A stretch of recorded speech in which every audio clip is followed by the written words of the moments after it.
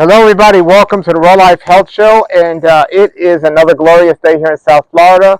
The weather's been kind of chilly in the mornings, but it's been nice in the day, and I've been getting a lot of stuff done in the yard, and that's what today's video is about. So I've been on a raw food diet 29 years or so. You lose count. I don't know exactly, but raw vegan diet, and the traditional idea is you can't have energy or you can't be strong on this type of diet. Somebody even suggested, they said, how come you never take off your shirts in your video? Because you have no muscles and you look too small probably. And I don't take off my shirt for modesty reasons, not for, anything else. I mean, I certainly exercise. I'm certainly very active. Anyone that knows me knows how much energy I have. But I just moved over 300 cement blocks this week alone. And I'm not boasting. I'm just saying I don't eat much. And I remembered a couple of years ago when I fasted for 30 days on water. And throughout the fast, it's a great idea to rest. And I rested throughout the fast because I knew I needed to rest as much as possible to get the benefits of a water fast. However, I'm still a very busy person, so I had to resist the temptation to do the things I normally do. But when it came to day 29, I knew I was breaking it the next day. Or when it came to day 30, I knew I had one more day left. I don't recommend this, but that last day I just did so much work, yard work, physical work, and I don't recommend it because you're kind of not getting the full benefit of the fast if you're not resting. But it was also impatience on my part, but it was also just an experiment to see, well, how much energy do I actually have? I wasn't pushing myself. I worked more on that 30th day of a water fast than I had in a long time with no issue at all.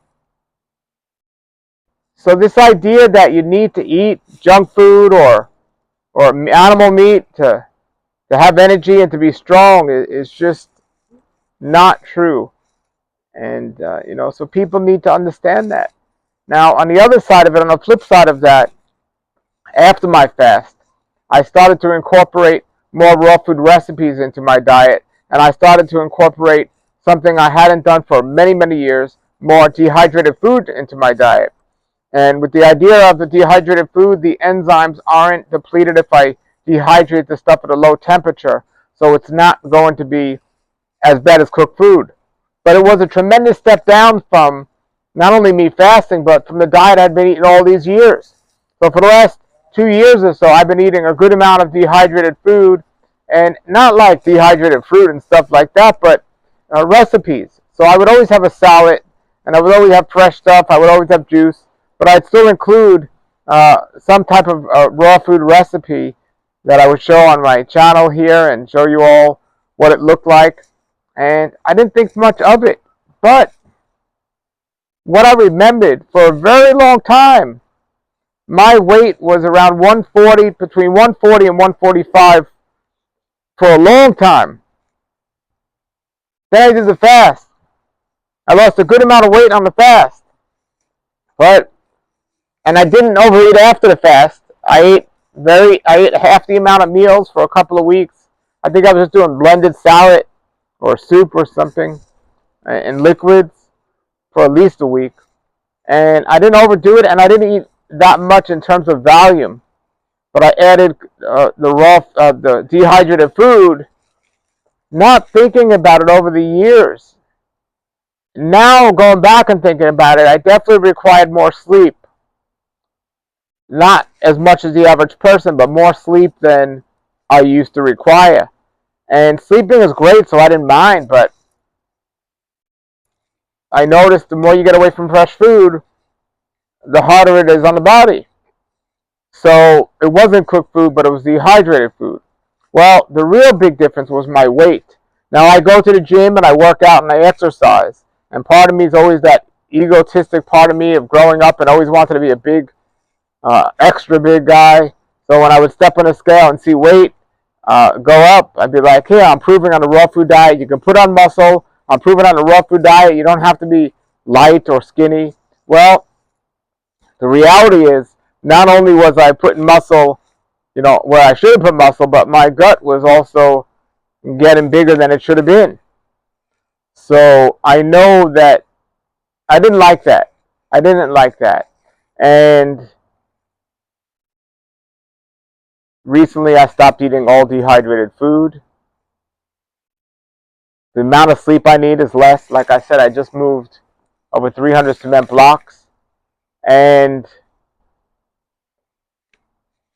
my sweatpants are falling down because my waist size is getting where I always was and where I like to be.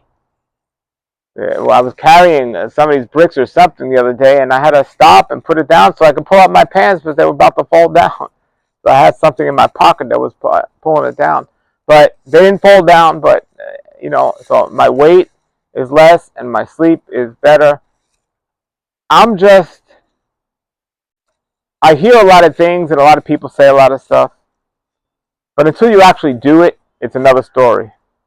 And when people tell me, oh, I've been eating a raw vegan diet for like a year or 6 months and it didn't work. Bro, 29 years, you learn a lot.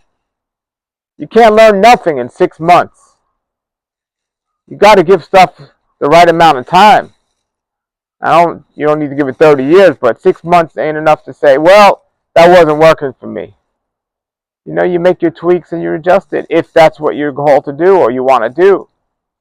And this same situation happened to me years ago when, for a brief time, I started to introduce raw animal products and even cooked foods, mostly grains, millet, and rice, into my diet. I've been raw at that point for 12 or 14 years. I can't remember. I was 100% raw, and I started with a raw goat milk. I said, I'll try that. Then a raw egg, then some steamed vegetables, then some cooked food.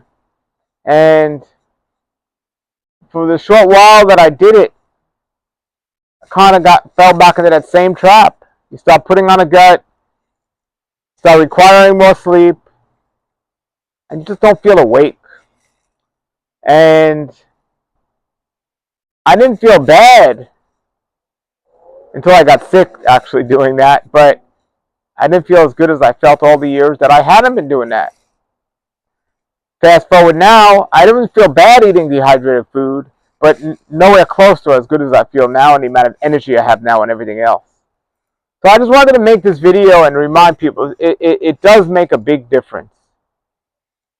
It does make a big difference to eat a good amount of fresh food. And I'm not saying you need to eat no cooked food or no dehydrated food.